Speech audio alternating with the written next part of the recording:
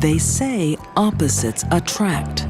The 60-year-old, overweight, alcoholic, drug addict, beautiful young 30-year-old lawyer. But it's not love that brought this couple together. She always dated a man to get something out of him, be it a car, be it an apartment. She was investing in this relationship for some reason. Hey! And that was probably what? Murder.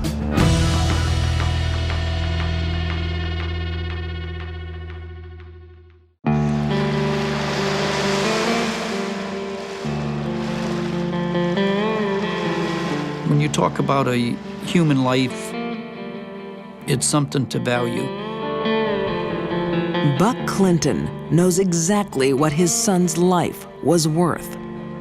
$5,000. That's how much two lawyers paid to have him killed. It's sad to think that people get to the point that they do. I may not be a saint myself, but on the other hand, there's a limit of what people do, and there's certain lines that individuals just do not cross. Buck's son, Buzz Clinton, did nothing to deserve death. Uh-oh, the magic carpet's starting to lift off. His only crime, to fall in love with single mom, Kim Carpenter, and play dad to her daughter, Rebecca. Kim and Buzz were extremely happy. They were two people who understood each other. And they really fit together well, those two, right? And Buzz really loved Kim's child, Rebecca. 1, 2, 3. And wanted to be a father figure for that child. You feel that? Is it heavy? Is it heavy? Because the child did not have a father. And this father will be taken away too, in a bitter family feud. Kim Carpenter's parents dote on their granddaughter. Her sister Beth is also fiercely protective of her niece. But they all have a big problem with Buzz Clinton. They hated him from day one. All the Carpenters hated him. Beth Carpenter, the mother, the father. To the rest of the Carpenter family, Buzz isn't worthy of raising a daughter because of his past career as a male revue dancer. They looked at Buzz as he was this kid who was a dancer. So whenever they met, there were fireworks, you know, they didn't get along. This was a guy that was, in their opinion, a loser, who took off his clothes for money and let women stuff $20 bills in his jockstrap. And they couldn't stand it. Writer M. William Phelps says Beth Carpenter was a single-minded woman. There was just the one Beth. She was all business, whatever she did. Beth Carpenter, when she set out to get something she wanted, she got it. Beth's latest achievement is a law degree and a job with a Connecticut attorney called Heyman Klein. In walks this beautiful young 30-year-old lawyer, fresh out of law school, and Heyman invites her right in and says, "You want a job? I'll give you a job." Beth has begun her professional career and now begins a personal crusade. Her goal this time, to take custody of her niece, Rebecca. She wanted the child, and she wanted to raise the child because she could do it better. Sole custody case number 2064. Never giving consideration to Kim. Custody case of Rebecca Carpenter. Beth Carpenter decided we're gonna have to fight for custody of that child, and we're gonna begin to show that Kim and Buzz are just not capable of raising that child. The drawn-out custody case pits sister against sister in a vicious battle. Beth began to just testify in court that You know, Buzz is this, Buzz is that. Kim is this, Kim is that. Kim never comes home to take care of the child. What's going to be different now? And ultimately comes down to, what is the judge going to believe? And the judge sides with whom? Kim and Buzz. For the first time in her life, Beth Carpenter doesn't get what she wants. Beth and her parents believed that Kim and her husband Buzz were unfit parents, but apparently the court didn't see it that way. The court awarded custody of that child to her parents, to her own parents, to be with her mommy and daddy. And I think maybe Beth's a real sore loser. She has taken the legal route, and it has failed her. Now, young attorney Beth Carpenter will take the law into her own hands. This is her obsession now. Taking this child away from her sister. This is her life's work. She needs to do this. She started it, she's gonna finish it. There's only one thing left to do in Beth's mind. Yo, what is this? And that is to get rid of the problem.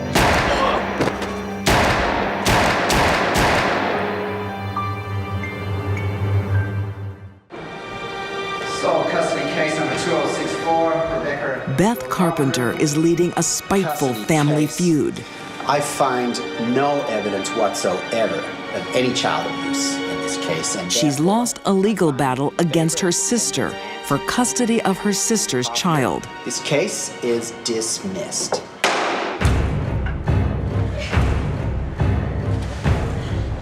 But Beth Carpenter will not be denied. You know, my opinion of Beth Carpenter is that she's nothing but a conniving, backstabbing Miss Priss who thinks that she's entitled to anything in this world without any ramifications. Somewhere along the line, Beth seems to have developed the idea that she was God and could take someone's life if she felt it should be gone.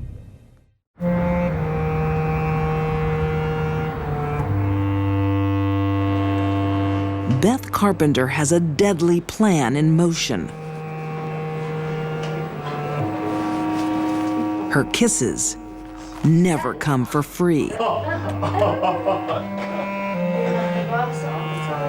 Beth was very skilled at manipulation and getting other people to do something that she didn't want to get her hands dirty doing herself.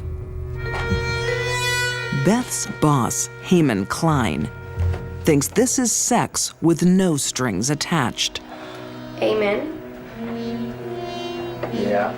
But his lover has a favor to ask, I need your help. a big one. He was like, if that's what you want, honey, I am in love with you. I'll do anything for you. Say yes. Say it. All right. She goes to Heyman, hey, can you find me someone to get rid of this problem? And Heyman says, absolutely. I'll go right to my cocaine dealer, Mark Dupre. So the deal is $1,000 up front and $4,000 on the back end. Dupre bides his time until fate hands him the perfect opportunity. Mark Dupre is looking through the paper one day, and he notices an ad in there for a tow truck for sale. And who is selling that tow truck? Buzz Clinton. And he decides, that's it. I'm gonna call him up and tell him I want to buy his tow truck.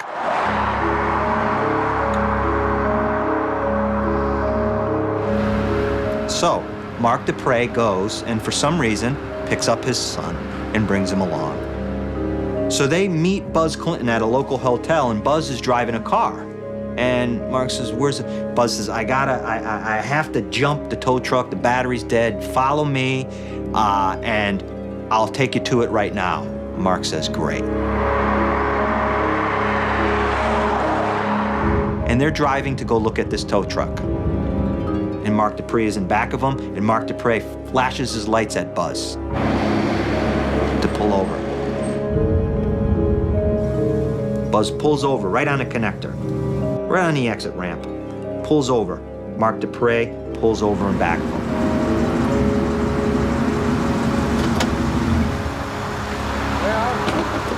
Buzz gets out of the car, leaves it running. What are you doing? Hey, buddy, what's this all about? He comes out and he says, "What's going on?" Mark Dupre walks up to him with a pistol.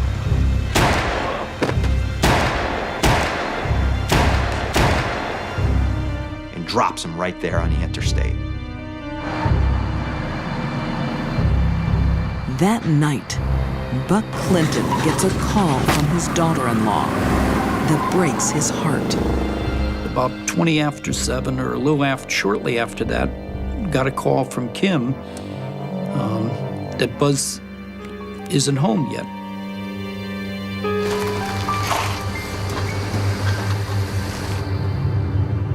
And then we got another call shortly after that by Kim and saying Buzz still isn't home.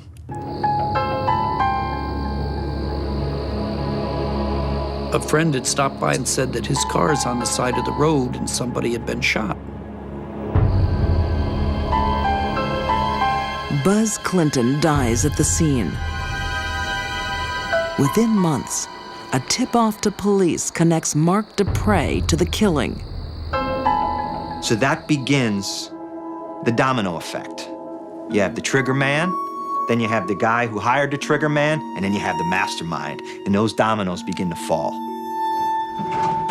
Mark Dupre tells all about his murder-for-hire deal with Heyman Klein and Beth Carpenter. Beth denies it and blames her former boss and lover. She begins to tell the police, Heyman Klein was obsessed with me to the fact that I told him that I had a problem with Buzz Clinton, and he took it upon himself to have him killed. Well, they asked Heyman Kleinman about that, and he tells a different story. After testifying against Beth, Heyman Klein is sentenced to 35 years in prison. Mark Dupre is jailed for 45 years.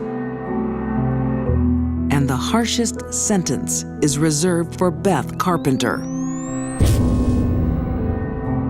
Life in prison with no parole. I myself was happy and yet sorrow at the same time, because here you have an individual who was young, brilliant, as Beth was, a life ahead of her, and through emotion, just made bad choices, and now is spending her life in prison. For a woman who was once a gifted young lawyer, the fall from grace is complete. She has now joined the lowlife of society. Beth Carpenter is in a prison right now, and she can look out her prison window and she can see the connector where Buzz Clinton was murdered from her prison cell. It didn't take much for Beth to kill her sister's husband, who never did anything to Beth. How safe do you think you'd be if she was out there?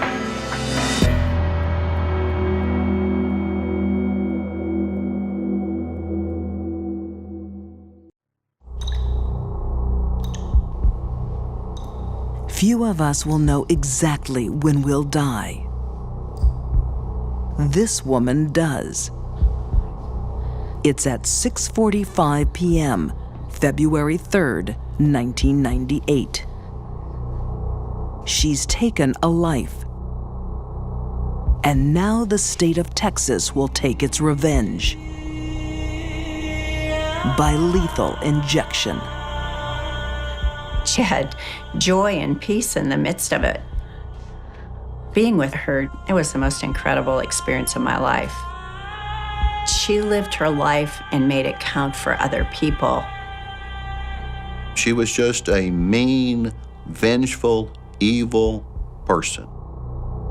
Her life story shocks a nation. Her execution divides it. Just who is Carla Faye Tucker.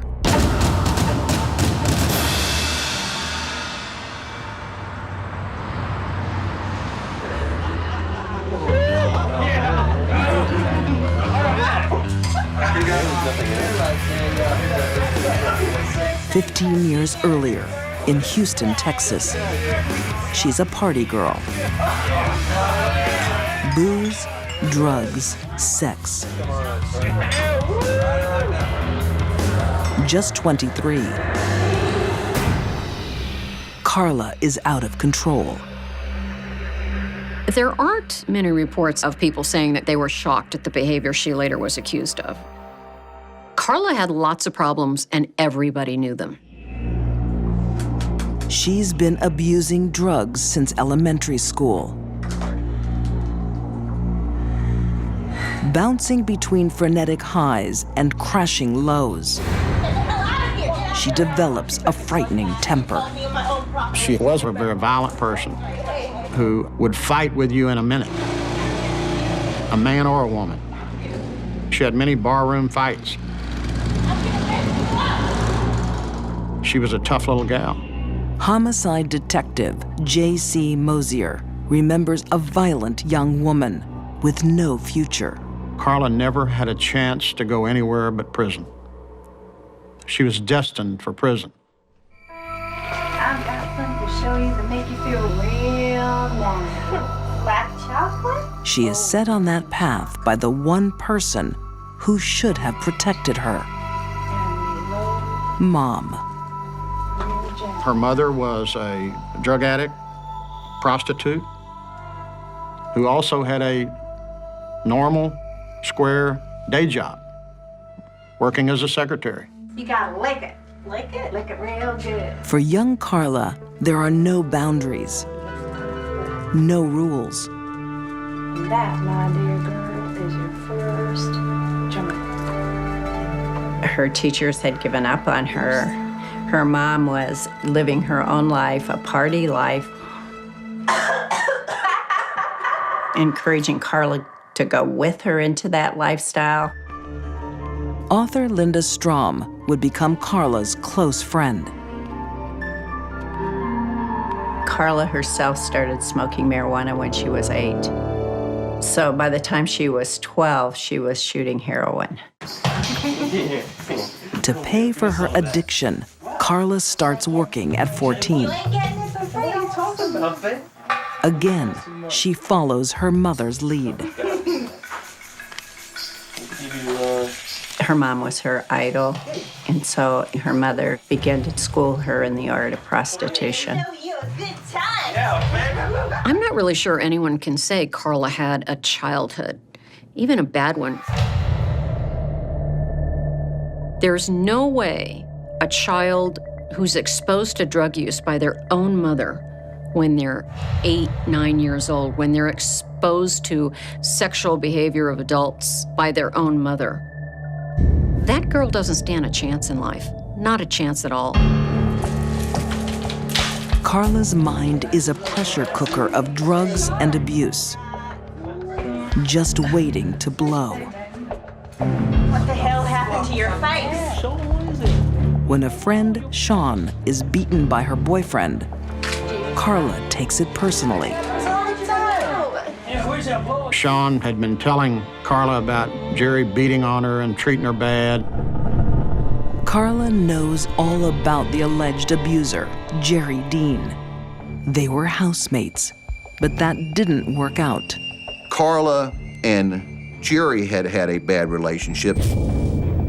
Allegedly, he had cut up some pictures of Carla and her mom, which really upset Carla, to the point that she had actually hit him, broke his glasses, and cut his eye. Once again, Jerry Dean is in Carla's sights. Little surprise to former FBI agent Candice DeLong. Carla had a lot of trouble with men, and this man represented every man she'd ever hated.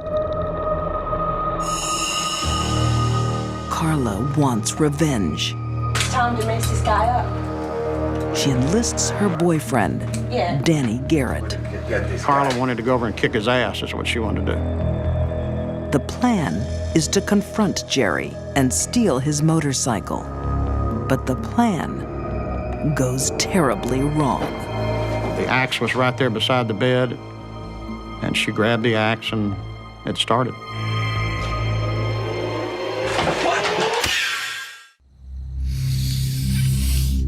After a wild 3-day party of booze and drugs, most of Carla Faye Tucker's friends have passed out. Do something about it, Danny. We're gonna do something about it. He's gotta be taught a lesson. But not Carla and her boyfriend, Danny. Get it for you, baby. They're high and plotting revenge. Gonna do it? Let's get him, baby. Let's get him. She had so many drugs in her system, almost a dozen, which included things like methamphetamine, Dilaudid. She had uppers and downers. This is an enormous number of drugs. Forensic pathologist Dr. Janis Amatuzio says Carla is in an altered state. This cocktail would certainly have put her out of her mind. Their victim, Jerry Dean, has no idea of the approaching storm. He's clashed with Carla before, but this time will be the last.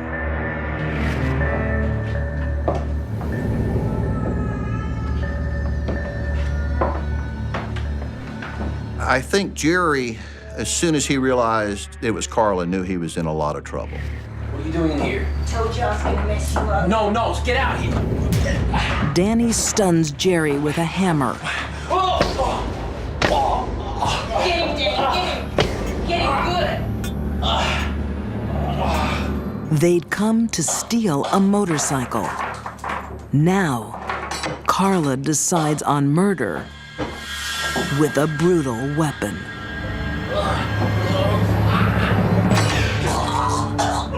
Carla started swinging the axe on Jerry. Do you like that, Jerry?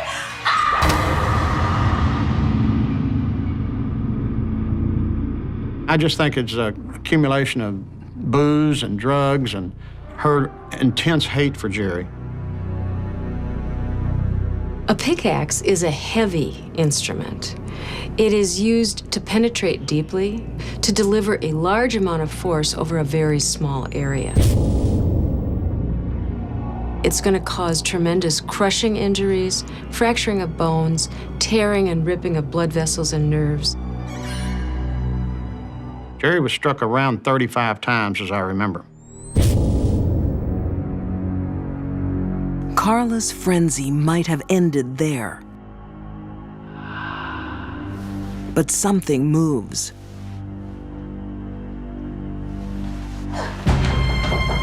Danny! She was hiding under the covers. They didn't know she was there. I'm sure she was just hoping they would finish and go away. Deborah Thornton is having a one-night stand on the wrong night. She was just an unlucky person being at the wrong place at the wrong time. The surprise witness must be silenced. Deborah first was screaming for her life, and then she was in so much pain, she was screaming for them to take her life. Deborah Thornton told him, please just kill me and get it over with. And Danny continued to hit her until she was dead. And they left the axe embedded in her chest. A horrible, terrible scene of violence. It left a lot of us who had been homicide detectives for quite a while. We were amazed at the brutality of this kind of crime. But this shocking case proves easy to solve. Because Carla is proud of what she's done. She wanted to cement her reputation among her friends as a badass, as the toughest girl in Houston. Houston's tough biker crowd give her up to police.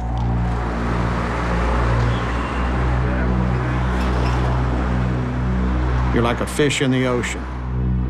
If you open your mouth, you get the hook. Carla shows no remorse. She says in this eerie, squeaky voice, hell yes. That was her answer to whether she enjoyed the killings, and that was my answer to whether or not the jury should give her the death penalty. Convicted of first-degree murder, Carla and Danny are imprisoned on death row. And it's here that Carla's brutal life takes an astonishing turn.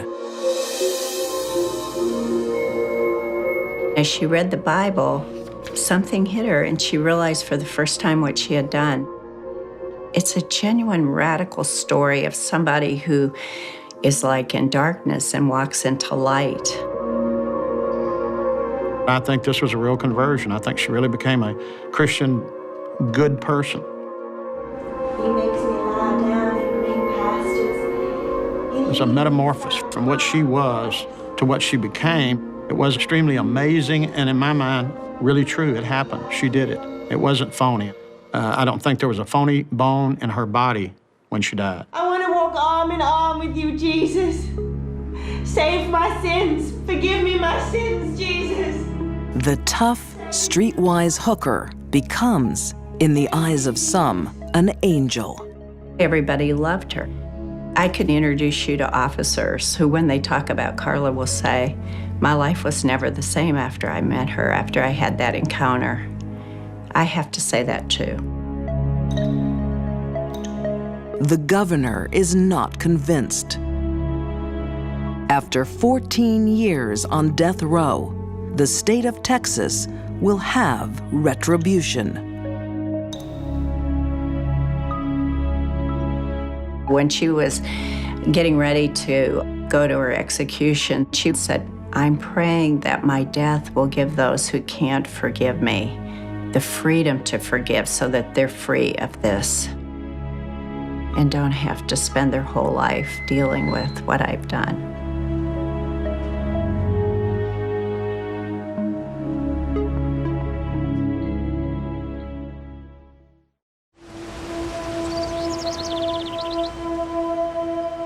At an exclusive school in an upscale suburb of Kansas City, a young student is about to leave early. He was just a very sweet-looking child that was very easy to be around. But this is no ordinary boy. Robert Greenlees, the father of the boy, was said to be one of the 10 largest shareholders of General Motors.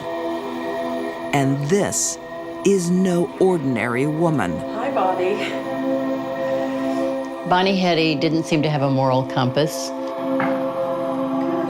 6-year-old Bobby Greenlees is not going home. Ever. People didn't trust ever quite as much after that, and I'm sure that they locked their doors. I know my family did.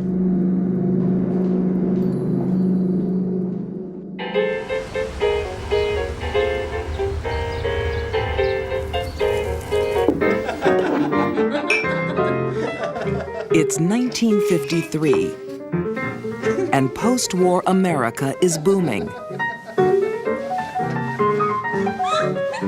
As for Bonnie Hetty, she's turning tricks for $20 a time in her attic when she's not drinking.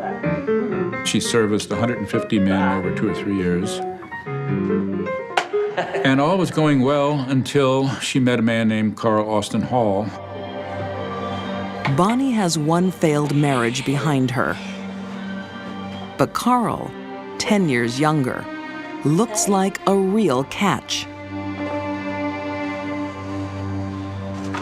Oh, is that all you come in here for, my money? No. Bonnie was Carl in female form, and Carl was Bonnie in male form. Well, then. Not all. With a lot in common, they click from the first day.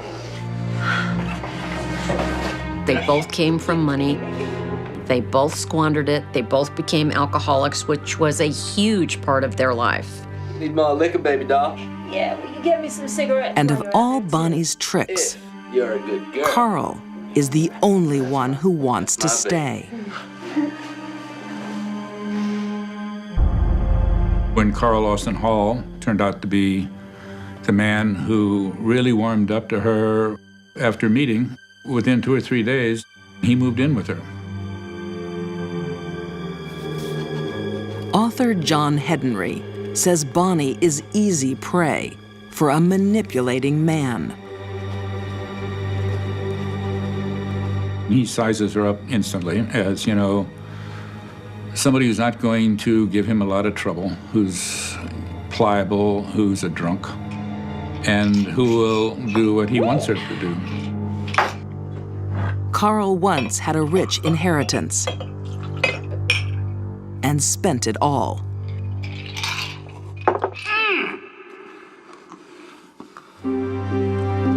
Now he has a plan to take someone else's family fortune. 6-year-old Bobby Greenlease will be Carl's new meal ticket. Greenlee's family owned Cadillac distributorships in Kansas and all through the Southwest. Robert Greenlease was said to be one of the 10 largest shareholders of General Motors. Ready to hit the road? Yes, sir. Great. You can drive today, okay? Little Bobby means everything to his aging father. Now give me a kiss. A lot of people were quite aware of the fact that Mr. Greenlease was quite old when Bobby was born, and that Bobby was sort of the apple of his eye. Pat Lidzenich went to school with Bobby Greenlease in the 50s. It was an innocent time.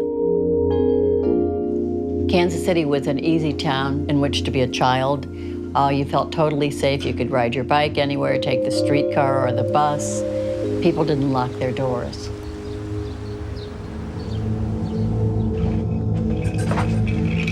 That innocence will let Carl and Bonnie What am I make missing? a killing. $1 million is too much for one man to carry. So how much then? $600,000. In 10s and 20s. He wants to hold little Bobby for ransom, but he needs a woman to make the kidnap. Okay. I'll do it. You'll do it? I'll do it. Bonnie falls for it.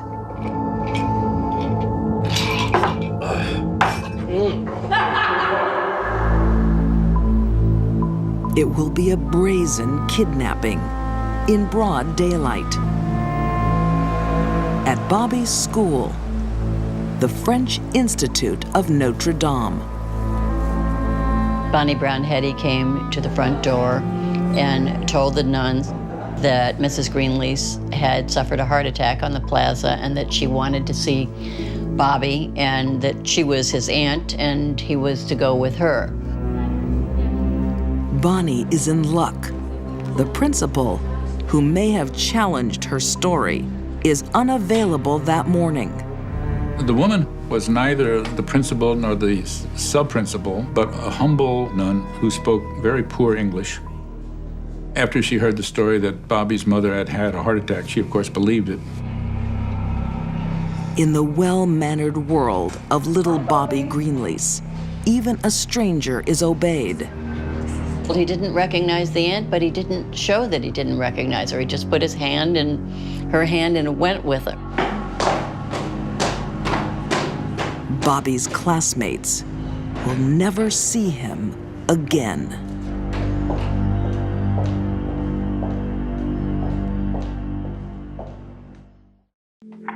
Now we've got little Bobby. Virginia Greenlease and her husband, Robert, have shocking news. Is he all right? Their 6-year-old only son has been abducted from school. The kidnappers demand $600,000 for his freedom. At that time, the biggest ransom in U.S. history.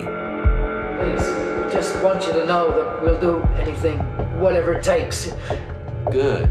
Thank you, Mr. Green. Carl Hall and Bonnie Heddy have chosen the perfect target. The rich parents are ready to deal. We just want our boy back. Please don't hurt her. Robert Greenlease and his wife were willing to give $600,000, the equivalent of $10 million in today's money, to this kidnapper, whoever he was. And they would go along with everything. They did not want the police to get involved in the least. The Greenleases believe their money will save their only son. But Bonnie and Carl won't be keeping their side of the bargain. I don't think my dog will ever be as big as your boxer. Really? Well, how big are his paws? Because, you know, you can tell how big a dog is going to get by the size of its paws. After driving to a clearing, with Bonnie's dog as comfort for little Bobby, it's time for part 2 of the plan. Where are you going? I'm just going to take Chloe for a walk. You stay here with Carl, okay? Seemed so strange to me that somebody that could care enough to have a dog with them and obviously care for a dog could do something as heinous as murdering this little boy. Carl thinks Bobby will give them away if he's returned alive. Come on, Chloe, let's go for a walk. You stay here with Carl, okay?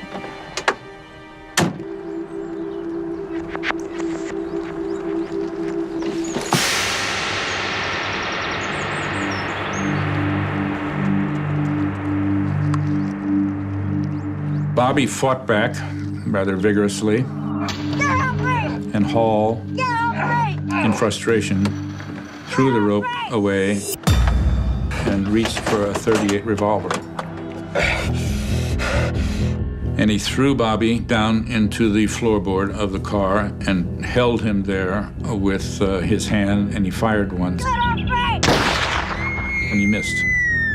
The bullet went through the floorboard. Hall punched him and knocked out 3 teeth, front teeth, which briefly stunned Bobby enough for him to take aim and fire the second shot.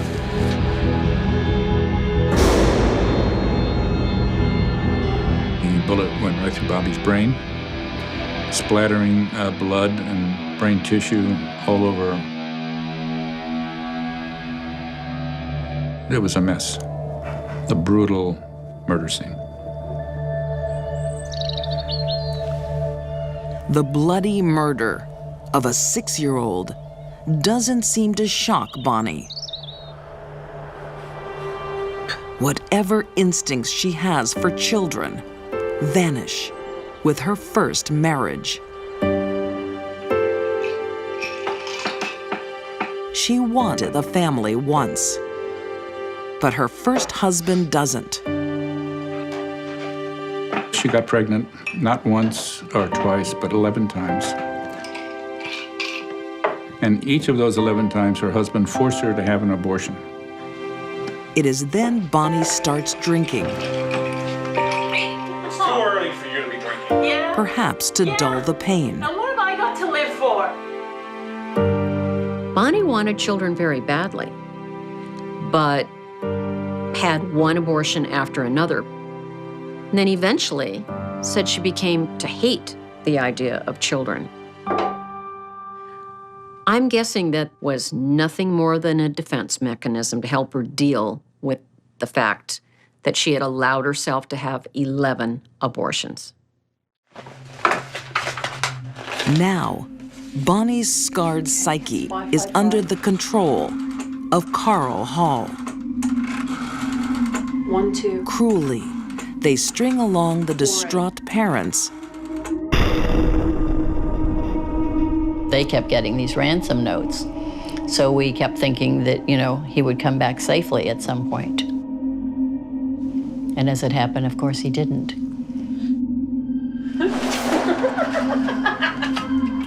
The the Greenleases pay the ransom and wait for their son. He never shows.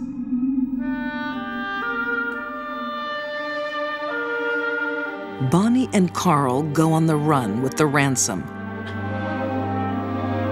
Then one morning, Carl disappears. After Bonnie had served her purpose in the kidnapping, Carl dumps her. He leaves her drunk in a hotel room with a couple $1,000s and takes off. Carl goes on a drunken spending spree that attracts police attention. Under pressure, he confesses everything and leads police back to Bonnie and a tiny grave under a flower bed in her backyard. He was a very trusting child. That's exactly how Hetty described him afterwards. That he just took my hand. He was a very trusting child.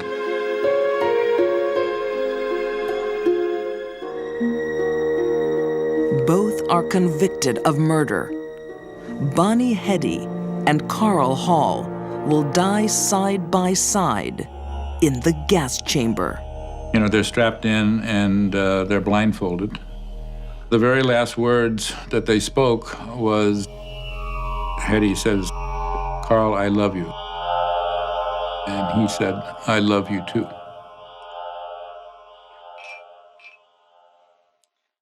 It's hard being the new kid at school. Adrienne just wanted to be accepted by the people around her. Classmates can be so cruel. Your friend, one day, You know, Adrienne just wanted people to like her. Your deadly enemy, the next. She wanted to see that life in Adrienne's eyes disappear. In 2005, in East Moline, Illinois, the local goth teenagers are often rebellious. But 17-year-old Sarah Kolb is totally angry. What is it with these people? They drive me crazy. She kind of looked like a thug freak, you know, real weird looking, and she tried to act like she was bad. They dress the same, walk the same, talk the same. You know, don't mess with me. They need to be slaughtered like the sheep that they are. Bad. She had to be the leader. If she wasn't the center of attention and the leader, she got you out of that group. She often thought about violence and blood and guts and that whole, you know, dark part of society. Hey, check it out. Her #1 follower is Corey Gregory. Sarah had a kind of a charisma about her that the other teenagers were attracted to her. I mean, not just the boys, but the females too.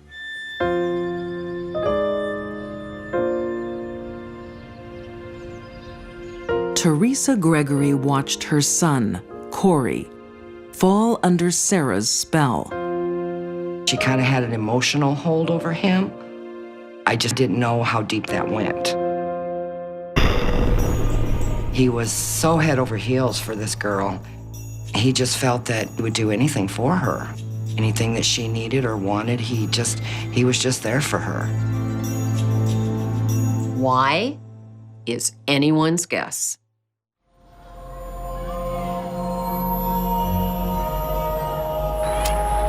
The new girl in town, 16-year-old Adrienne Reynolds, is also in awe of Sarah. I like your piercings. Thanks. Immediately, Sarah and Adrienne are attracted to each other, and they develop a friendship. I like your thong. And Adrienne really falls for Sarah. She sees in Sarah this authority figure, this girl who will love her unconditionally. Maybe you'll find out. she's been through a rough, rough life. She's been into several different homes. At 12 years old, she had a drug problem already. She's been promiscuous, and she's trying to better her life. Adrian's grandfather, Tony, gives her a home, hoping it leads to a fresh start. When she moved up here, she didn't have a whole lot of friends or family. You know, she just wanted somebody to give a damn about her. The three become inseparable in a triangle of sexual tension. But then, Corey commits the ultimate betrayal. He befriends Adrian. Does Sarah know you're here? Are you joking? She scares me. Don't worry about it. She's got an anger problem.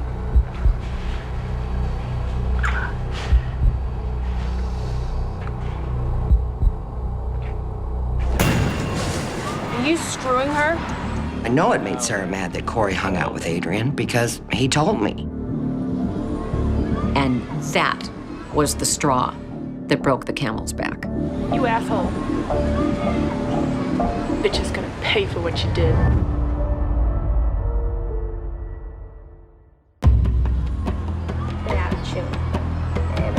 This is 8. Sarah Kolb becomes insanely jealous. Oh, go, Corey. She makes Adrian's life miserable. Sarah, you're way overreacting. Really? You're a two-faced little bitch. Sarah begins to really spread vicious rumors about Adrian. She begins to threaten Adrian. She had tried to get other girls at school to beat Adrian up. Look, it's not like we were together. You sleaze on me, you sleaze on anything that moves. You're a dirty whore. I think Sarah's motivation to hurt Adrian was one of the oldest stories we know: jealousy. You need to raise yourself. But no one could imagine how jealous. She wrote in there, I think it was, I'm gonna kill the bitch. So yeah, she definitely had it on her mind that she wanted to do it. She wanted to see that life in Adrian's eyes disappear. A teenage crush has turned into insane jealousy. You have Adrian Reynolds, the new kid in town. You have Sarah Kolb, the leader of the pack. And you have Corey Gregory, the puppy dog that follows Sarah wherever she wants to go. And what is this? It's a perfect storm brewing of violence. Hey, Adrian. How are you? But naive Adrian doesn't see the danger. She still wants to be friends and is lured into a trap. Sorry I've been a bitch. Thought we could talk. Sarah tells her, everything's gonna be all right. Let's go out, get some lunch, talk this through. Yeah, all right. She didn't think about her safety. Maybe she didn't feel that she was in danger. I don't know. There's so much at play here. In broad daylight, in the parking lot of a busy restaurant, Sarah attacks.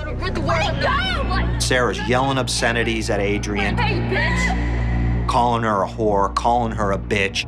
Well, Adrian, she's a tough girl. She punches Sarah, punches her in the nose. Then the fight really starts getting underway.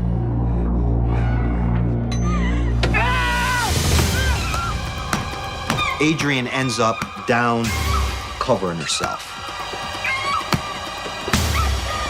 Corey, grab her legs! And Adrian's just fighting to try to survive.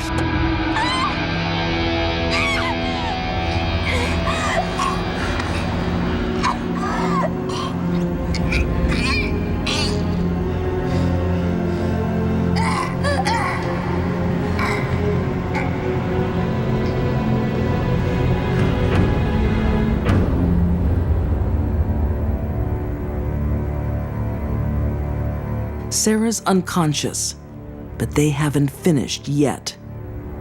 And then that's when Corey wrapped the belt around her neck. Get your belt, Corey!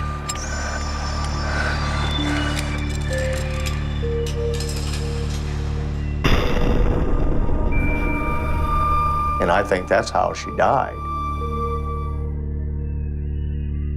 Nobody really knows exactly what happened. But a beautiful young girl lost her life, and my son and his friend tried to conceal that homicide. The teenagers now have a body to get rid of. Sarah gets an idea. Why don't we take her out to my grandpappy's farm and we'll burn her?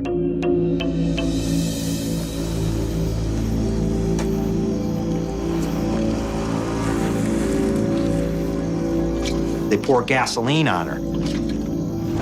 They light her on fire. She doesn't burn.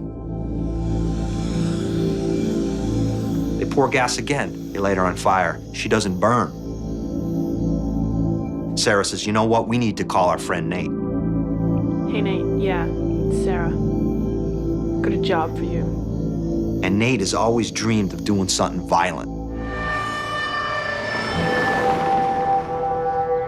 2 days later, Nate Gaudette, another goth who can't say no to Sarah, gets to work. You guys really messed her up, yeah?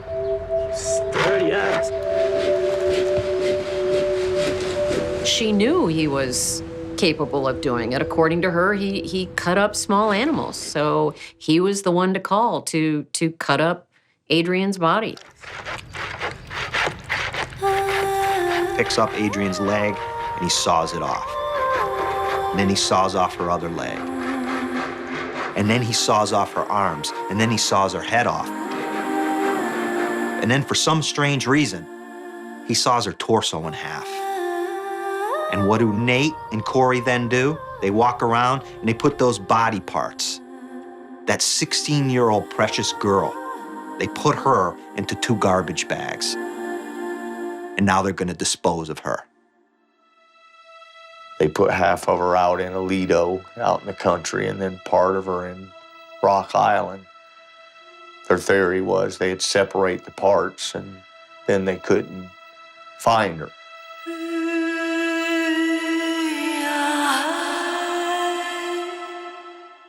What did they do afterwards? They go to a fast food restaurant and gorge themselves on cheeseburgers and French fries. That's what they do. It may seem shocking that we have 3 kids kill a classmate, dismember them, and then go out for lunch. People will do things in a group that they would never do individually. For 3 days, a grandfather frantically searches for his granddaughter. He turns to her friends for help, including Sarah Kolb. Sarah she's a heck of an actor, because by the time we had called them, Adrian was already dead. We didn't know it. And they just played like, just like me and you were talking, it never bothered them at all. Sarah may be cool and collected, but Corey's conscience is getting to him. His dad started questioning Corey and telling him that if something's happened, he needs to tell the truth. He just broke down and said, I need to go back to the police station and I need my lawyer. I was devastated. I was absolutely devastated. My beautiful child. There's just no way to even explain how bad it hurt. Corey Gregory's evidence incriminates all 3 teens. Nate Gaudette receives 5 years for disposing of Adrian's body. Corey Gregory pleads guilty to first-degree murder and is sentenced to 45 years. First-degree murder is 100% of your time, so he will serve every day of 45 years. Sarah Cole pleads not guilty, insisting Corey is the killer. The jury doesn't agree. She is convicted of murder and sentenced to a total of 53 years. The only thing that you could hear her say was, "I felt nothing when she died." For somebody 16 years old to be that cold.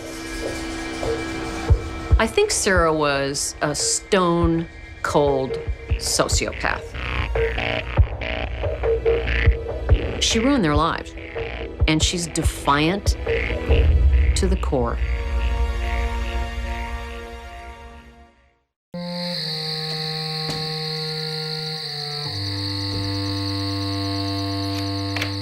It's just before midnight when store owner Leland Cash begins his journey home. It was closing time for this little hamburger shop that was by Golden Gate Park.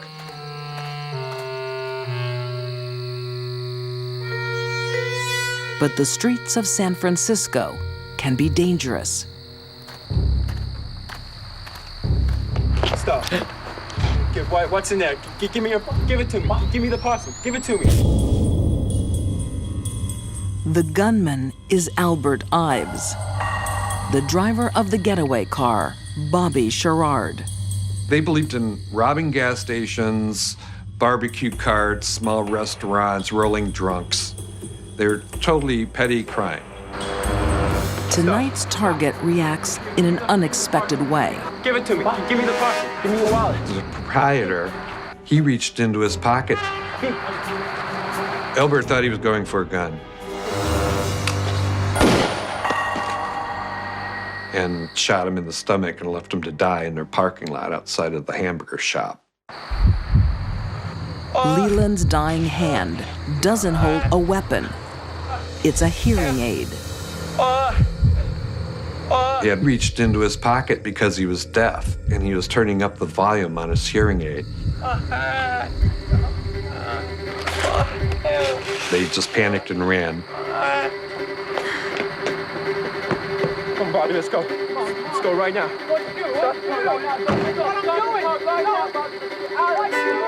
For these panicked crooks, a bad night is about to get worse. I was there in the car, and he was meant to go rob the guy, just like you said. When they tell their boss. I heard this bang, and I saw a flash. We killed the guy. Her name is Juanita Spinelli, and they've broken her golden rule. She was a stone-cold psychopath who had no use for anybody other than what she could get out of them. She was cold-hearted. She was the Duchess.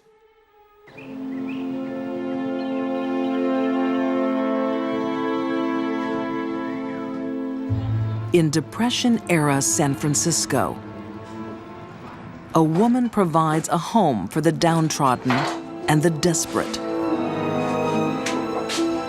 They were all juvenile delinquents. They were all pretty young guys, came from broken homes.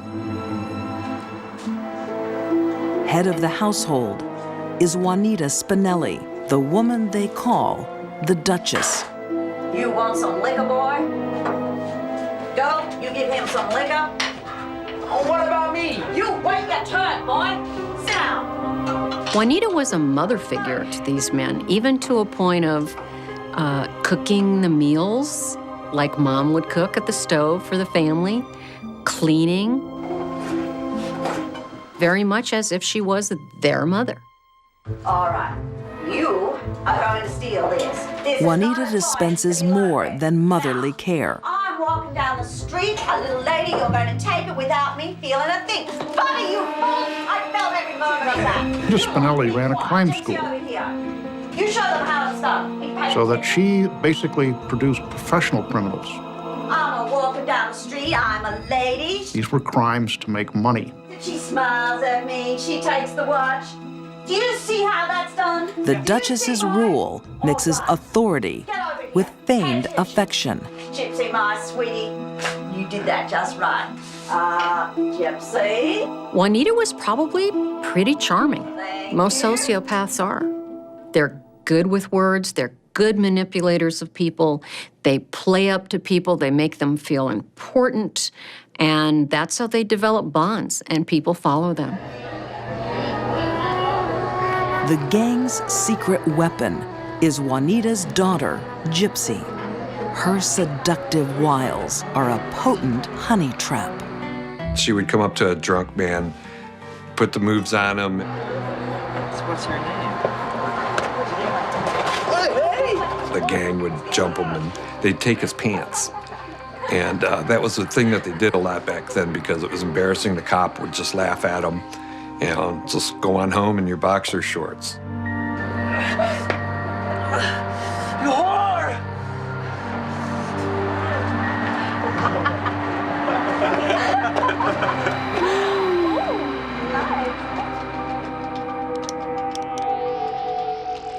Crime writer David Kolchak says while the gang took all the risks, Juanita Spinelli reaped the rewards. She was able to trick these young men into doing her dirty work, Watch it. Everybody. handing over cold hard cash Albert, over here, boy. What'd you get? instead of keeping it themselves for a $10 a week allowance. What else? Come on, you must have something more. A wallet. Let's see what he's got in here. The Duchess rules using just one law: no serious crimes. She didn't believe in pulling off big crimes, like robbing a bank or a jewelry store. She believed in nickel and diming. She said that they'll never get caught if they nickel and dime. Murder is no petty crime. Killing Leland Cash breaks the Duchess's golden rule.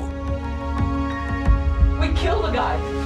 The Duchess was furious that there was bloodshed, that violence happened, and that she knew that the police were going to be in on it now that somebody was murdered. He could have been bleeding there for hours. He could still be there. And this career criminal can spot another danger. But he didn't have to die. And what are the police gonna say, huh? Bobby's loose lips. He could still be there, bleeding and dying. Right? Robert Sherrod was only 18 years old, and he was just basically a kid. He was a kid that should have been, you know, at the soda shop stand with his girlfriend in his dad's borrowed car. But instead, he was in this life of crime, and he got in way too deep. What's gonna happen? I don't want to go to jail. I don't want to die. The youngster's conscience is killing him. Juanita saw him as the weak link in the group and feared that because he wasn't handling the robbery very well, that he might shoot his mouth off to the police and expose all of them. And she couldn't take a chance on that.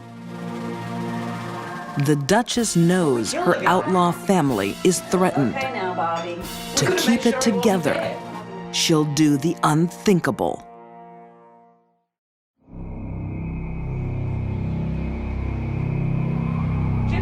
In 1940s California, crime school boss Juanita Spinelli is losing patience with one of her students. Bobby Sherrod is running off at the mouth about a murder, making him a liability. The Duchess was afraid that Robert was going to go to the cops. Pour Bobby another drink. I don't want to go to jail. I don't want to die. Bobby. She was also afraid that if he got caught by the cops for some other crime, that he would spill his guts about that crime. It's okay now, Bobby. We could have made sure he wasn't dead.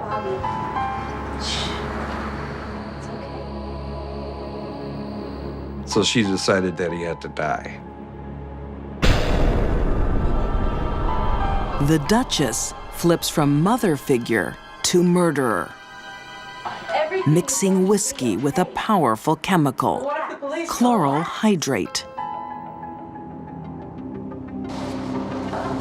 It's a drug familiar to forensic pathologist Janis Amatuzio. Chloral hydrate is a prescription medication, and it's usually used to cause people to go to sleep. Sometimes individuals will place chloral hydrate in alcohol, and this is called a Mickey Finn, also known as knockout drops. The Mickey Finn was invented in San Francisco in bars. They would give them to sailors that just came off ships, and then they would Shanghai them. In high doses, chloral hydrate can also kill. What do you mean, no? We only shot him in the gun. Relax, Gypsy. The trust Bobby has for his boss is about to be supremely betrayed. Have another drink.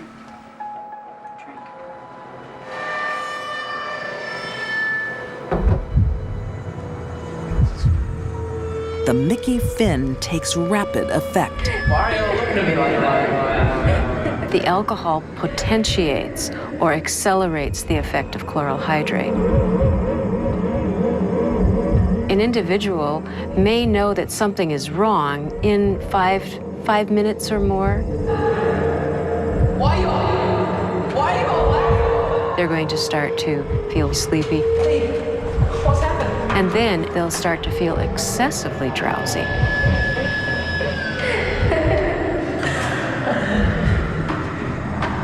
What have you done to me? They will usually rapidly lose consciousness, and sometimes will just simply collapse.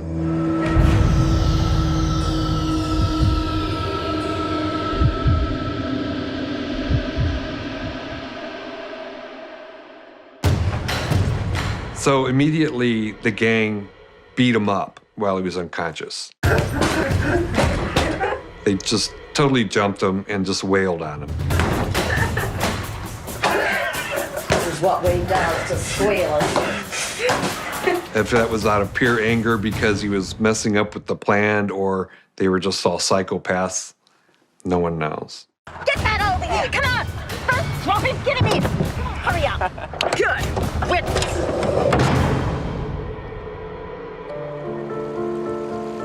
Juanita wants to make Robert's death appear accidental. They took him to a river, took off his normal daytime clothes, placed him in swimming trunks, and then took him up on a bridge and threw him off the bridge into the icy waters below.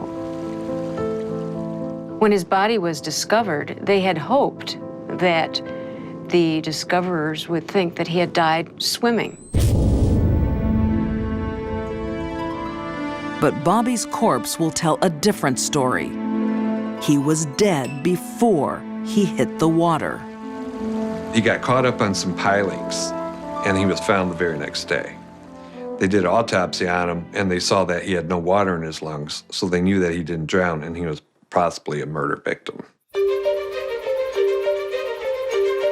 Wanted for 2 murders, the killers go on the run, but Juanita has broken her own golden rule, and with it, breaks the outlaw bond her gang once shared. If I were a member of the gang, I'd be wondering who's next. Albert Ives has a hunch it's him. Albert wasn't as dumb as everyone thought. He knew that his time was going to be up, and he knew just how violent they could be. So they stopped for gasoline and, have a little pit stop there, and he was walking back to the car, and he heard them talking about a 700-foot cliff. So he turned around, ran through this restaurant, ran right through the kitchen, and out into the woods. An hour later, near Truckee, Nevada, Juanita Spinelli and the remains of her gang reach a police roadblock. Yeah, it's a mountain road, so there's no way they can get off. Now, everyone just keep quiet. Let me do the talking. So they pulled them over, and the Duchess tried to bat her eyes and act like she was just a grandmother. Juanita's charms won't work this time. The Duchess has been betrayed by one of her own. Albert told them everything. They searched the car, found guns, they found stolen merchandise in the trunk, and they handcuffed her right there. Once this queen of crime inspired devotion from her subjects. Now they join forces to bring her down. When the gang members go into the witness stand, they end up pointing at Juanita Spinelli saying she was the one that came up with the idea. She is the one that came up with this murder. She is the motive force behind this murder. She is guilty. And the Duchess was the first woman to be put to death in San Quentin's gas chamber. The cruel reign of the Duchess comes to an end with a bitter taste of her own medicine. The Duchess ruled her family with an iron hand, but the fatal flaw was believing that she could make no mistakes. When mom hurts a child, all the other children have nothing to think other than, well, if she did that to him, what might she do to me? Which is exactly what happened and what led to her demise.